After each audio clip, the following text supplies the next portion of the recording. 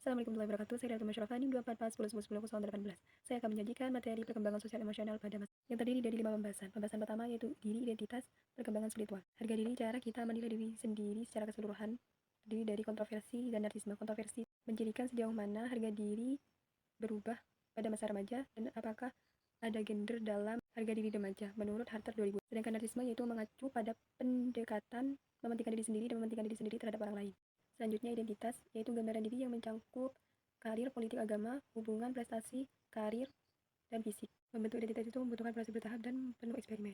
Erikson menjelaskan bahwa remaja mengalami masa kebingungan identitas vs identitas untuk mencari jati diri. Ada 4 identitas menurut James Mertia. Yang pertama itu difusi identitas, penyitaan identitas, moratorium identitas, dan pencapaian identitas. Perubahan identitas lebih sering terjadi pada masa dewasa muda, mulai dari usia 18 sampai 25 dibandingkan saat remaja. Identitas etnis adalah rasa menjadi bagian dari kelompok etnis tertentu. Selanjutnya yaitu agama dan spiritual. Remaja mengeksplorasi kepercayaan spiritual sebagai bagian dari pencarian jati diri. Sejumlah penelitian telah menemukan bahwa remaja yang terlibat dalam pembelajaran dan pelayanan dibandingkan dengan remaja yang tidak berpartisipasi dalam lembaga keagamaan menurut Lerner, Hauser, dan Phelps 2009. Selanjutnya yaitu keluarga, pemantauan orang tua. Orang tua berperan penting dalam mengawasi perkembangan remaja, termasuk teman, kegiatan, dan sekolah mereka. Sekarang fokus juga diberi pada peran remaja dalam memberitahu orang tua. Remaja lebih terbuka jika hubungan dengan orang tua penuh kepercayaan dan berkomunikasi yang baik. Pengungkapan ini membantu remaja menyesuaikan diri lebih baik. Selanjutnya yaitu otonomi dan keterikatan.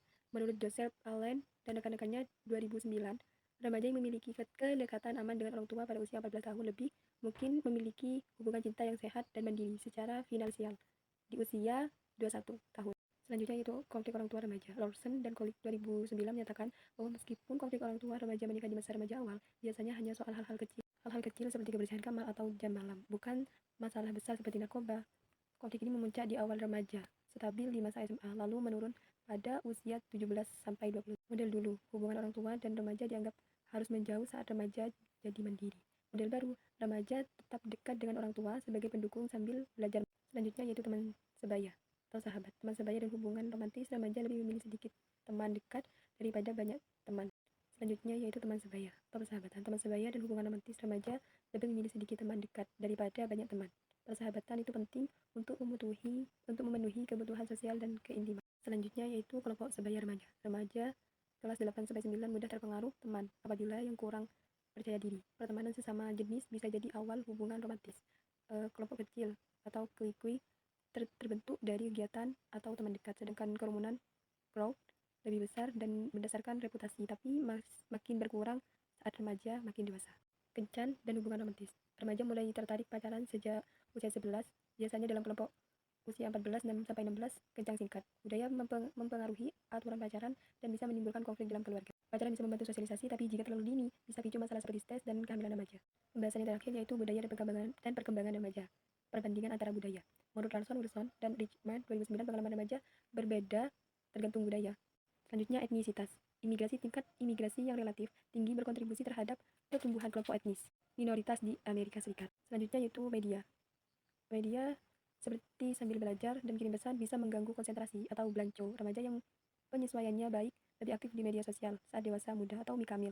Banyak remaja terpapar konten tidak pantas di internet tanpa sengaja atau wolak. Selanjutnya itu masalah remaja. Kenakalan remaja yaitu seperti perilaku melanggar hukum, dari hal kecil seperti buang sampah sembarangan sampai tindakan berat seperti pembunuhan. Seperti kasus kenakalan remaja di Asnaik 1960 hingga 1996.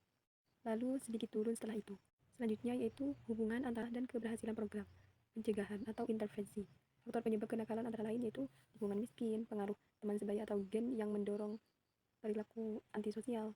Yang terakhir itu tekanan untuk menunjukkan ketangguhan dan kejantanan di lingkungan berpendapat rendah. Depresi dan bunuh diri pada remaja dapat dipengaruhi oleh faktor keluarga, teman, dan pengalaman masa kecil. Faktor keluarga seperti orang tua yang depresi atau konflik dapat meningkatkan risiko depresi pada remaja, menurut Graeber dan Stoltag di 2009. Program yang berhasil untuk mengatasi masalah remaja yaitu mencakup 2 pendekatan. Yang pertama, pendekatan komunitas. Yang kedua, intervensi dini. Kesimpulan dari materi yang saya jelaskan mulai dari awal sampai akhir yaitu perkembangan sosial emosional pada masa remaja merupakan proses kompleks yang meliputi pencarian identitas diri, eksplorasi nilai religius dan spiritual, perubahan hubungan dengan keluarga, peran penting teman sebaya, serta pengaruh budaya. Kurang lebihnya mohon maaf. Wassalamualaikum warahmatullahi wabarakatuh.